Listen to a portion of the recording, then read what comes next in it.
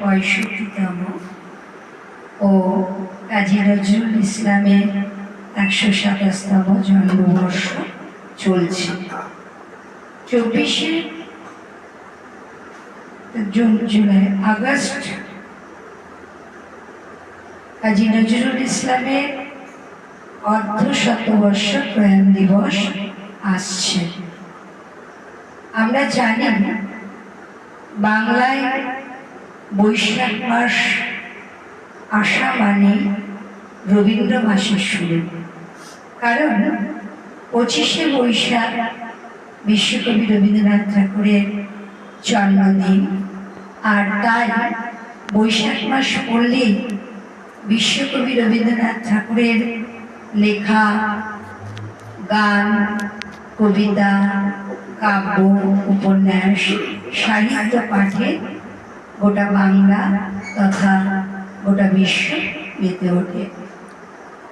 আমরা জানি দুই বাংলার কবি কাজী নজরুল ইসলাম। বাংলাদেশে কাজী নজরুল ইসলাম জাতীয়তাবাদী কবি হিসেবে পরিচিত, আর আমাদের বাংলায় তিনি বিদ্রোহী কবি এবং যৌবনের দূত।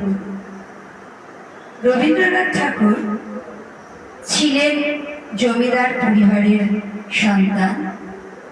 তার আর্থিক অনটন ছিল না, ফলে নজরুলের মতো তাকে কিন্তু ছোটবেলা থেকে আন্দোলন করতে হয়নি।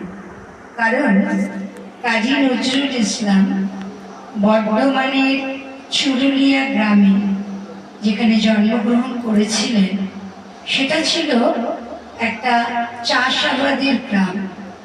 সেখানের মানুষ একেবারেই নিম্ন মধ্যবিত্ত। সেই গ্রামেরই নজরুল ইসলাম, ফলে তাদেরও কিন্তু অবস্থা, পারিবারিক অবস্থা খুব একটা ভালো ছিল না।